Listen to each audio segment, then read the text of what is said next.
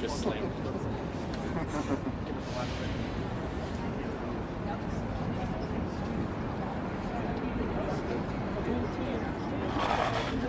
You're good. I know Chris's message was kind of like, I think it would be best if all of you were there. Like, we're all going to be there. And when that news conference happens, we'll bring it to you. And when this news conference happens with LA County Sheriff Robert Luna, we'll bring it to you live. Yeah, I'll believe that.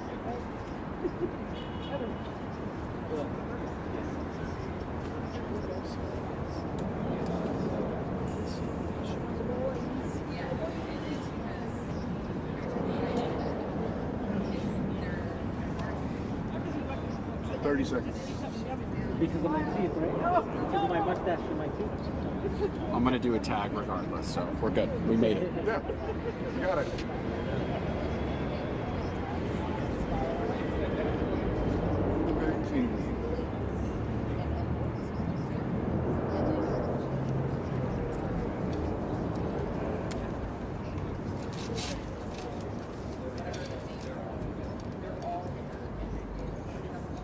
And when this update happens from LA County Sheriff Robert Luna, we'll bring it to you live. In downtown Los Angeles, Josh Haskell, ABC 7 Eyewitness News.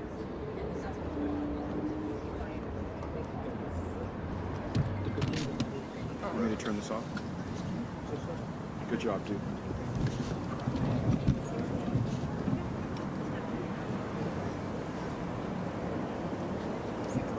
Yeah, that's what I'm saying. You're not going to do that. Thanks, guys.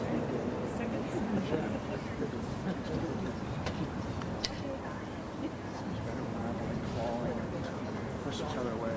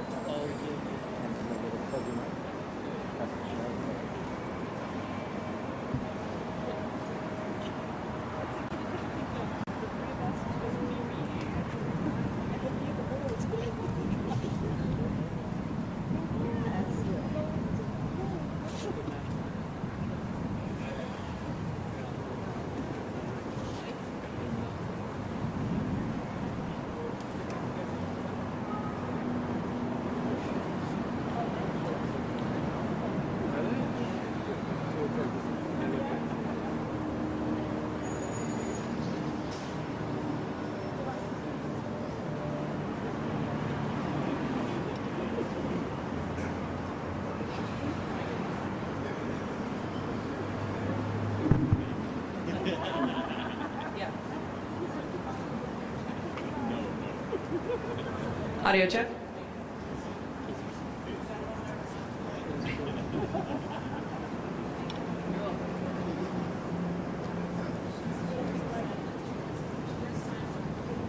Did I speak too?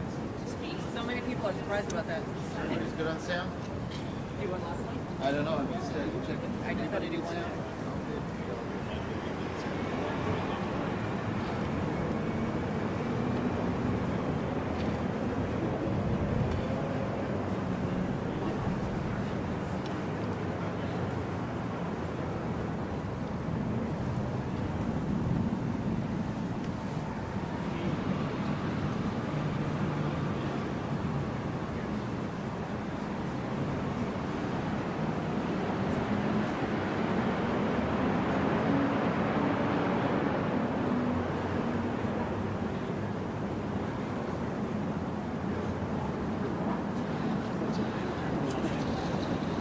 Yes, I will.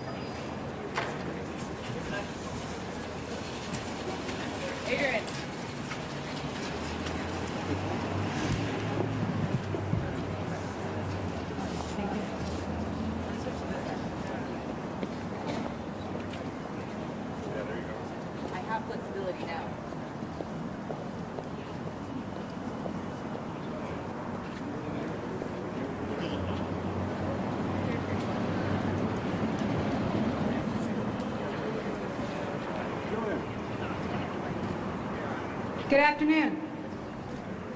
Thank you for joining us here today. My name is Lorena Rodriguez. I'm captain at Sheriff's Information Bureau. Today, Sheriff Robert Luna will provide an update on the Monterey Park mass shooting. The order of speakers today are Sheriff Robert Luna, representing the 1st District, Supervisor Hilda Solis, representing the 4th District, Supervisor Janice Hahn, District Attorney George Gascon, and closing, Monterey Park Police Chief Scott Weiss. Now it is my honor to present the Sheriff of Los Angeles County, Robert Luna. Well, good afternoon, everybody. I'd like to thank you all for being here today. And I really want to thank everyone standing behind me for coming out to support us. You'll hear from some of them, but many of those you won't hear from have really been doing a great job of either offering assistance, giving assistance, but we're here today with some successes, and I think a lot of that is because of the partnerships that we have with the people behind us. So just to start off, our homicide investigators are still working very hard, as they were yesterday, through the night, and today. This is a very complex investigation. There's so many other things we don't know. But as I told you yesterday, when we started, or when we get more information, we'll be happy to bring it forth as we get it. And it's not only the Sheriff's Department that's working on this. We're still working very hard with our partners from the FBI, the ATF, the District Attorney's Office. The list goes on and on. So anyways, we have additional information that we're going to be sharing with you today.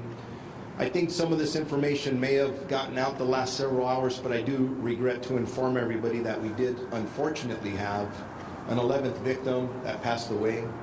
So now we have a total of 11 victims that unfortunately have died as a result of this tragic incident.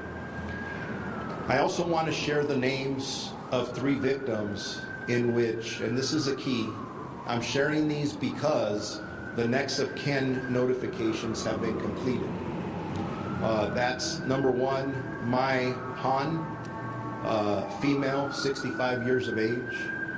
Lillian Lee, female, 63 years of age. And Alvaro Valentino, a male, 68 years of age. I'm going to pause there for a second. It's not so much because the siren's going by, but when you think of it, these are 3 people who aren't with us anymore. 3 families who will never be the same. And we have to remember that as we're talking about these, at the end of the day, it truly should be about the victims and their families, and the support and love, our prayers, our thoughts should be with all of them as we move forward. So as most of you are aware, last night we served a search warrant at the suspect's residence in the city of Hemet. As a result of the search warrant service, investigators recovered a few items of interest. And these are just, it's a summary, not everything we recovered. We recovered 1 .308 caliber rifle, numerous electronic devices such as cell phones, computers, etc. Items that lead us to believe the suspect was manufacturing homemade firearm suppressors. An unknown amount, I say unknown amount, and I'll explain that here, of .308 caliber and 9mm caliber ammunition. And the reason we say an unknown amount, they were in containers, and there are hundreds of rounds. We don't know exactly how many there were. A lot of loose ammunition, so eventually, we'll get to exactly how many those were. From the Monterey Park scene, where the victims were assassinated, investigators recovered a total of 42 shell casings and a large capacity magazine. So 42 rounds were fired by the suspect at that location. Investigators also recovered a Norinco 7.62 by 25 handgun from inside the suspect's cargo van. That's the handgun that you saw being recovered from the van yesterday afternoon. That firearm was registered to the suspect. There was also clothing that the suspect wore during the commission of these crimes, and that was also recovered from the van. We have also learned that the firearm, which was wrestled away from the suspect at the Alhambra scene, was a 9mm caliber semi-automatic MAC-10 assault weapon. I want to emphasize that all the firearms recovered still require additional forensic, ballistic examinations and comparisons that we're doing with our partners, as well as additional investigations into the origins of where the suspect got those weapons. A lot of work to be done there, but we don't want to leave any stone unturned. We are still not able to release additional information and photographs of the weapon. And that's one thing I was pushing our people to release the picture of the weapons that we recovered. But there's still witnesses that need to identify some of these things, and if we put them out there, it starts impacting the investigation. So that's why we're not releasing pictures yet. Regarding the suspect's background, he has a limited criminal history with an arrest in 1990 for an unlawful possession of a firearm. I'd like to take a second to also thank Mr. Brandon Stye for his heroic action, which saved countless lives. He's the hero that disarmed the suspect at the Alhambra location, and in my opinion, saved many of lives. Originally, we put out that there were 2 people. We find out ultimately, as we normally do as these things get investigated, there was only actually 1 person who disarmed them. But as you know, we're trying to put out information. It was preliminary. So there was 1, and that's his name. And what a brave man he is. The Langley Center continues to be open for victim resources and next of kin notifications, where we are being assisted by a lot of partners who have come forward, embracing all of the victims, different organizations, and I can't tell you how much I appreciate them. And they're going to be needed for weeks and months and who knows how long to come, so thank you very much for your efforts on that. And then I just want to remind everybody, and the other speakers will speak, I'll come back up here, I'll answer as many questions as I can, but just please remember that our investigators, along with our partners, continue to investigate all the details. There's a lot of stories coming forward. We're not ignoring any of them, but we've heard some things that just are second, third-hand information, and the investigators are siphoning through all that information to make sure that we determine the motive. We still don't have a motive, but we want to know the motive behind this tragic event.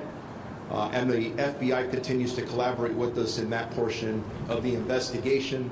And then finally, before I turn the microphone over, I would like to thank Chief Weiss and the Monterey Park Police Department, the Federal Bureau of Investigation, the Bureau of Alcohol and Tobacco and Firearms, the District Attorney's Office, the California Governor's Office of Emergency Services, and the United States Department of Justice, the Los Angeles County Medical Examiner Coroner's Office, and all the various agencies that assisted us.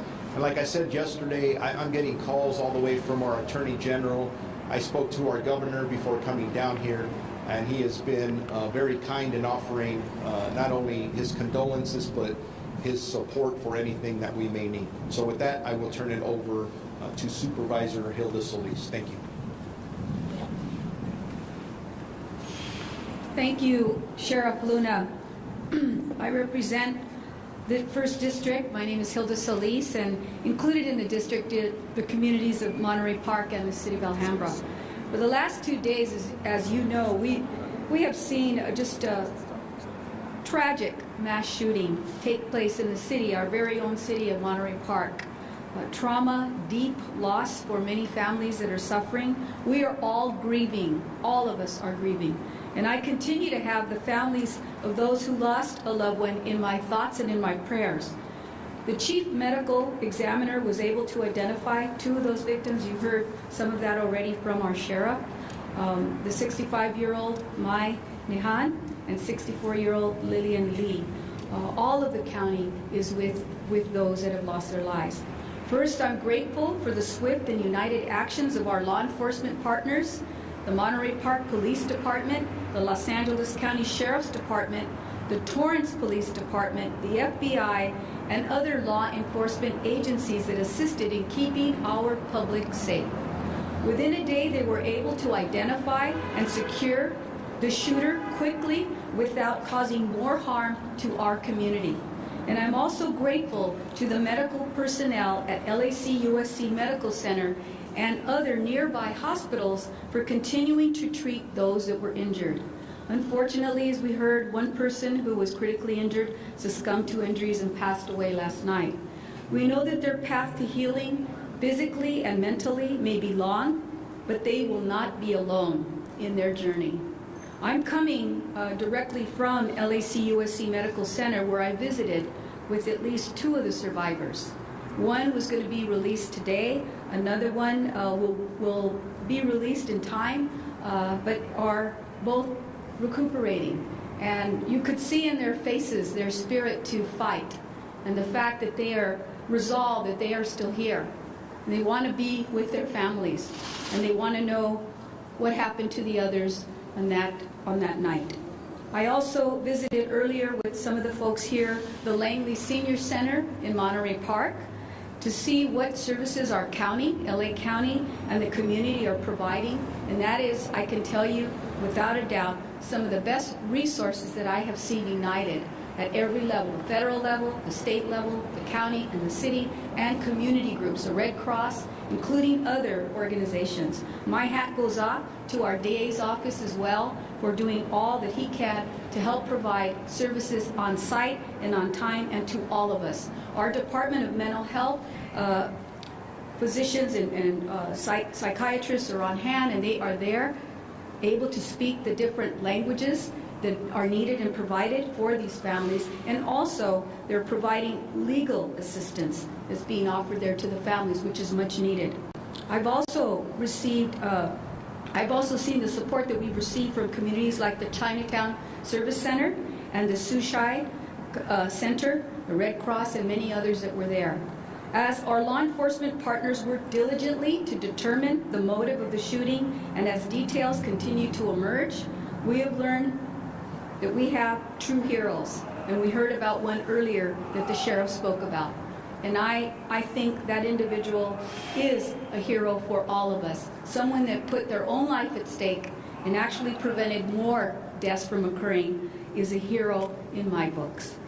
Thankfully, members of our community, also our men and women in uniform, fought also to protect our community. So I personally want to thank them, and had an opportunity to meet with some of the staff from Monterey Park Police Department who were there, who are also going to need help, also going to need assistance. So we need to be there. It isn't just a one-off that we're going to be here one day. The county will remain there for a long time, and we continue to mourn with all of the families. I also want to say I want to thank the Governor of California, Gavin Newsom, who last night was also here. He visited with one of the patients, I believe, at LAC USC, and also toured the Langley Center. He also is in strong support of whatever resources we need. Last night, I also had the privilege to receive a call from our president, President Biden, who asked me what was needed here. And I told him, we just need more reinforcements, we need more help, we need to stop this type of violence in terms of guns, and also to provide more assistance by way of mental health services, not just for the community of Monterey Park, but for the entire AAPI community, and in particular, some of our senior centers that service that community. So again, I stand strong with you. LA County mourns with you, our community, but we are here to serve. Thank you very much.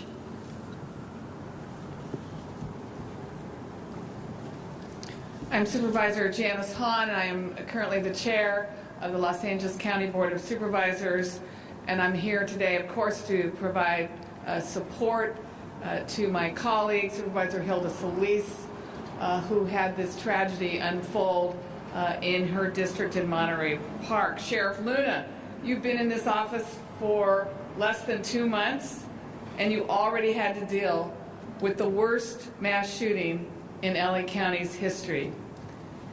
Watching you yesterday, I want to thank you for your grace and dignity in how you handled it. Also want to thank our governor for reaching out and for offering resources to us. Los Angeles County is in mourning, and as chair of the Board of Supervisors, I ordered our county flags to be lowered to have staff in honor of the victims of this tragedy.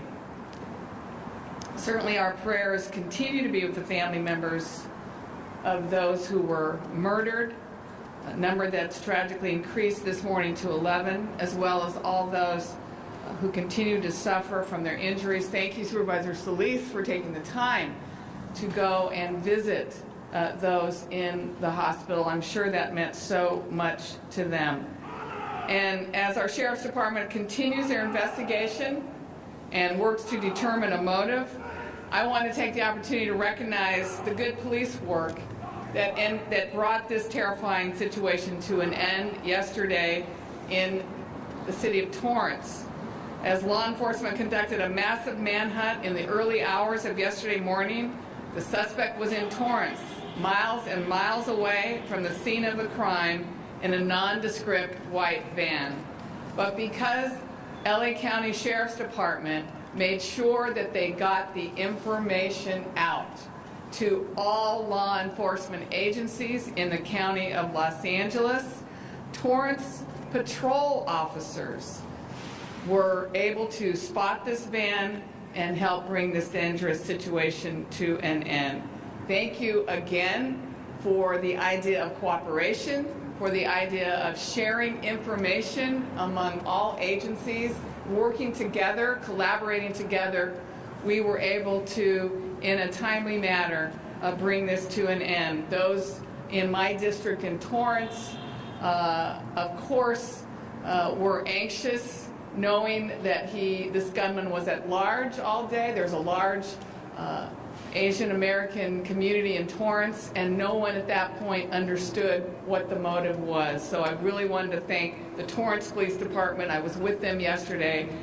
They did good police work. So thank you again to everyone who brought this situation to an end.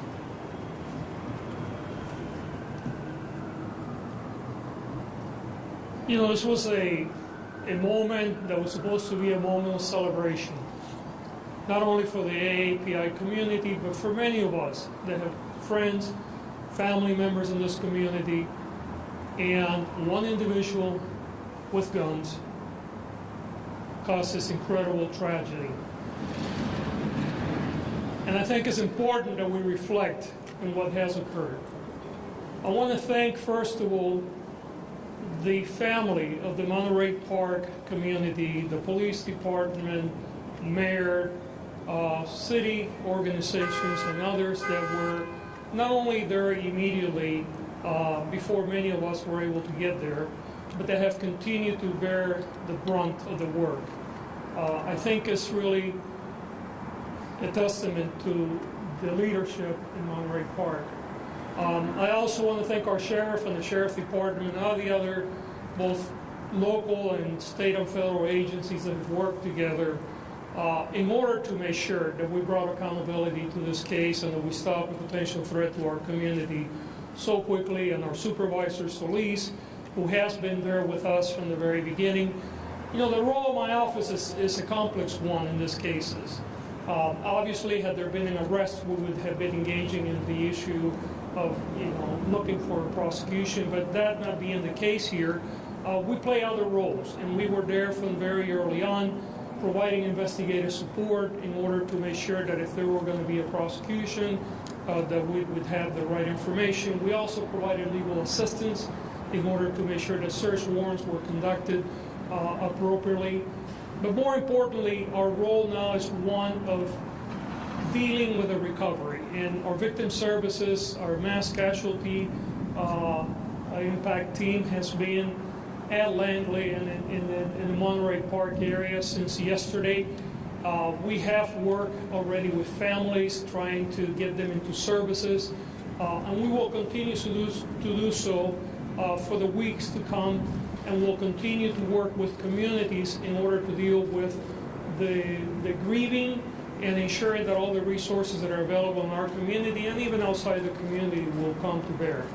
This will be a long haul for the victims' families, and the communities, and I want to make sure that we continue not only today but for the weeks and months to come. We know that trauma, we know that the impact of trauma sometimes plays differently for each of us. Some of us have immediately the symptoms and deal with them, others in maybe weeks or months.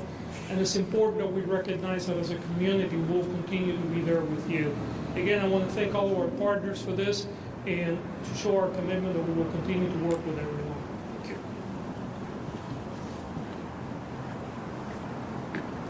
Hello, everybody. I'm Scott Weiss, the Chief of Police, Monterey Park PD. I want to start off by talking about the partnership. You've heard a lot of agencies listed today.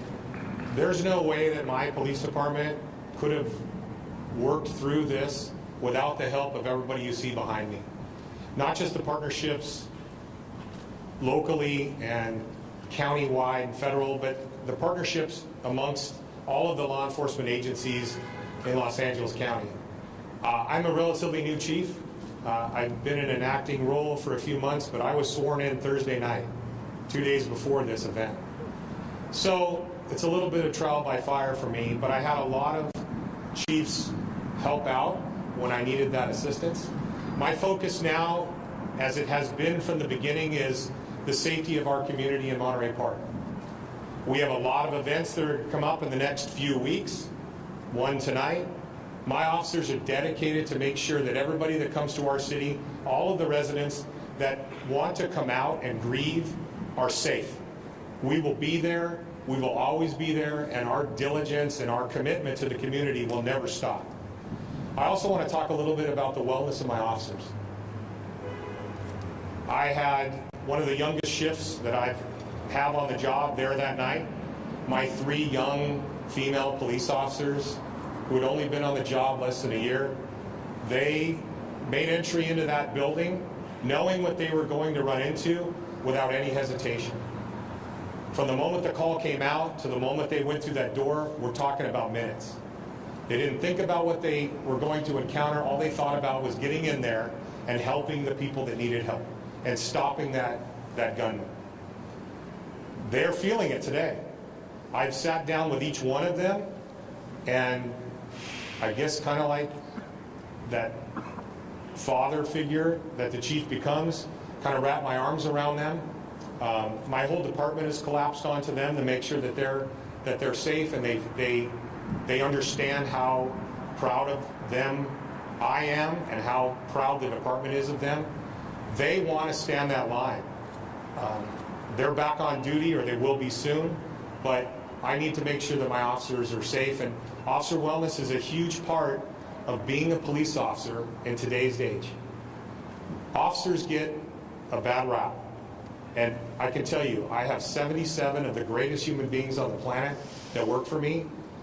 They dedicate their lives to the city of Monterey Park, and they will go into whatever danger they see in front of them to make sure our community is safe. We will continue to do that, and I love each one of them.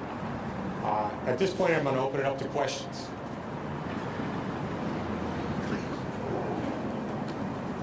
Sheriff, do you have a motive yet? No. The question is, do we have a motive yet? And we do not have a motive yet. We want to know as much as all of you. And we're working very hard to attain that. Was he Yes, ma'am. acquainted with the... Just kind of piggybacking off of that, understanding and there are some reports that were out about the suspect being jealous of the woman. Is he invited to investigation?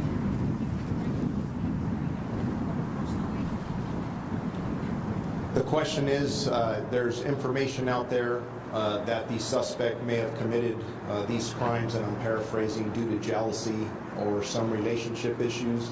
We're hearing those things too, but have not confirmed any of that information. It's part of what our investigators are diligently looking into. Sheriff, Question about the timeline. Did the shooting start in the parking lot? And also, what time did the Monterey Park alert you that there was a shooting? And also, why did it take 5 hours to alert the public that there was a shooter on the loose? I'm going to let the Monterey Park Police Chief answer the first part of the question. I'll come back and answer the second.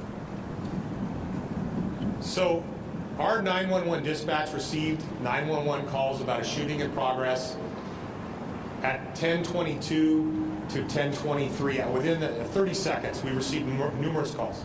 My officers were on scene within 3 to 4 minutes. Once we stabilized the situation, which means my officers dealt with all of the people fleeing the business, both the ones that were shot, the ones that weren't shot, the whole thing. They then suited up and went inside.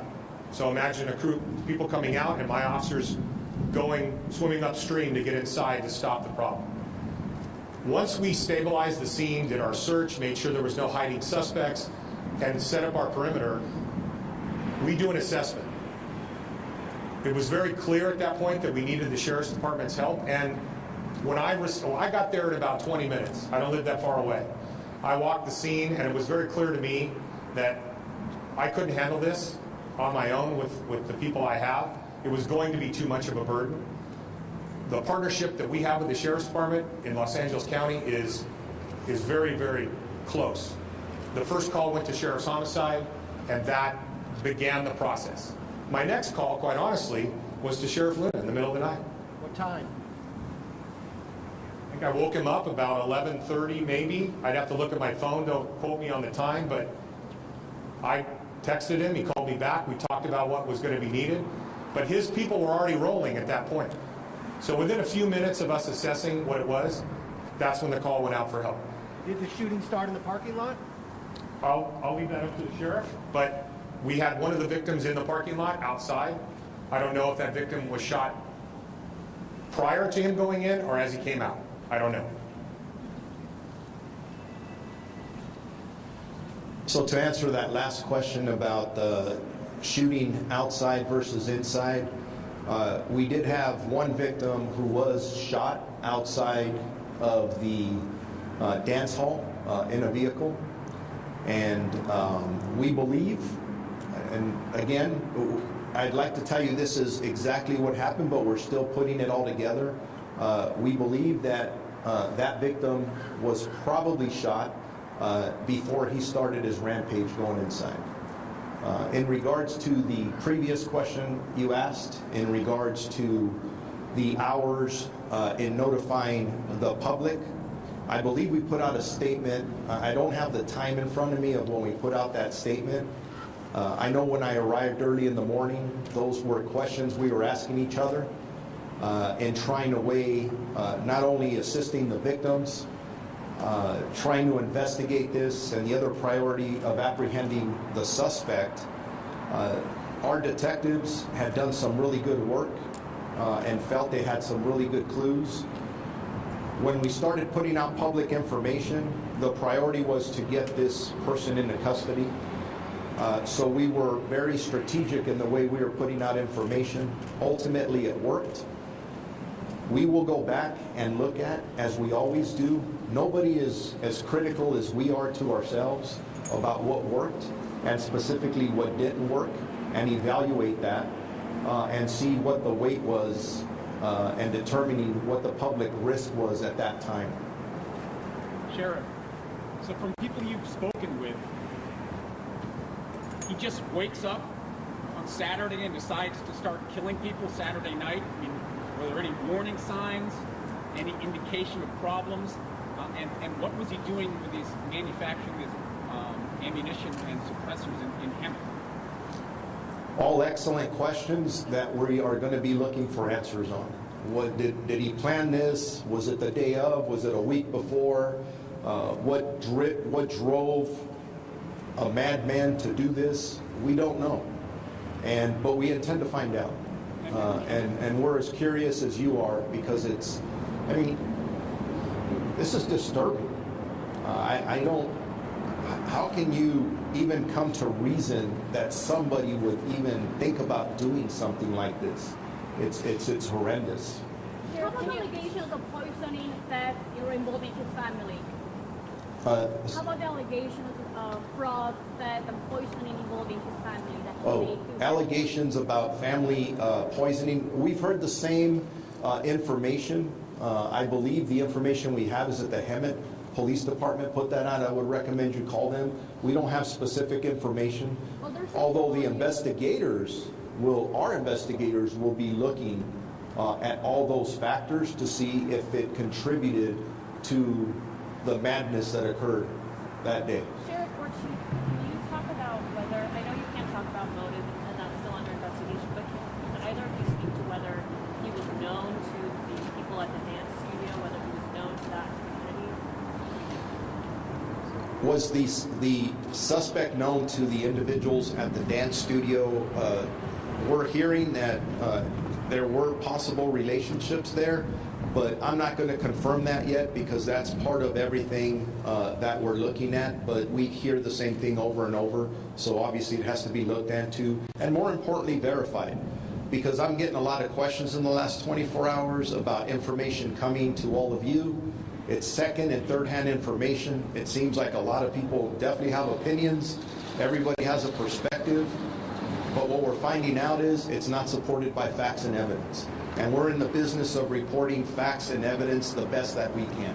Sheriff, have you notified next of kin of the shooter in California? Is there anyone in his family that you guys have spoken to? We're in the process of looking at all that. I'm trying to, the question is, have we talked to any next of kin for the suspect? The information I had coming up here is I don't believe we have yet. Doesn't mean we're not going to. It's not on our list of things to do. But that's part of the process of finding out more about his background, whatever made him do something like this, and leading to the motive. On the recovered weapon, were there any modifications to that Mark 10 as he was making suppressors at home? He was making, were there any modifications to the weapon that was found? You were talking about the weapon that was recovered where? The 10 that was recovered at Live High School. So the MAC-10 that was recovered in Alhambra, there are some modifications to that, but as we're having it thoroughly examined, we're going to wait till we put that out. And please remember, I don't want to sit here and describe the weapon to a T.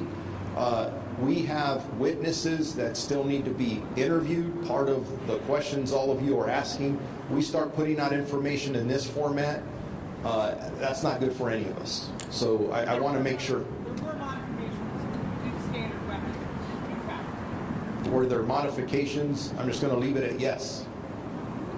Yes, sir. Two questions about the firearms.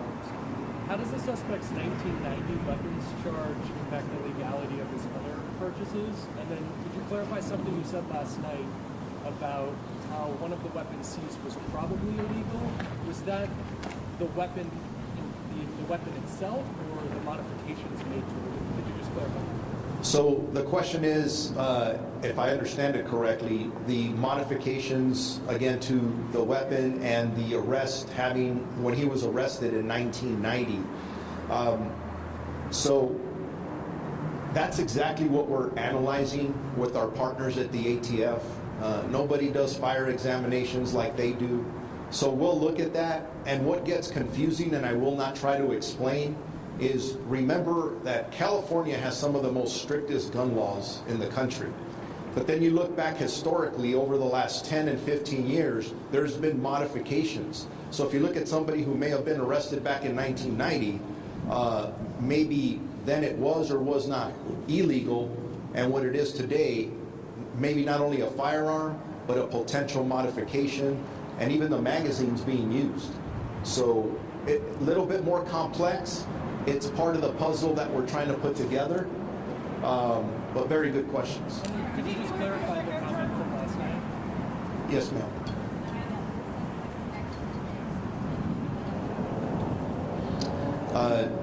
Confirm or deny that one of the victims is related to the suspect.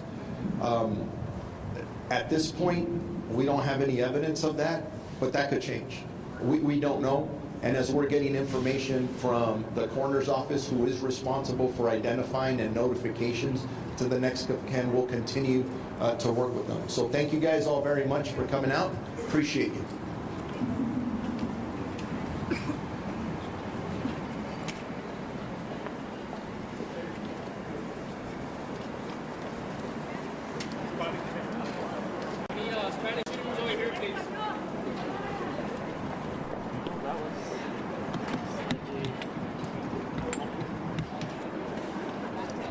Yeah, there were good details on the weapons and the search.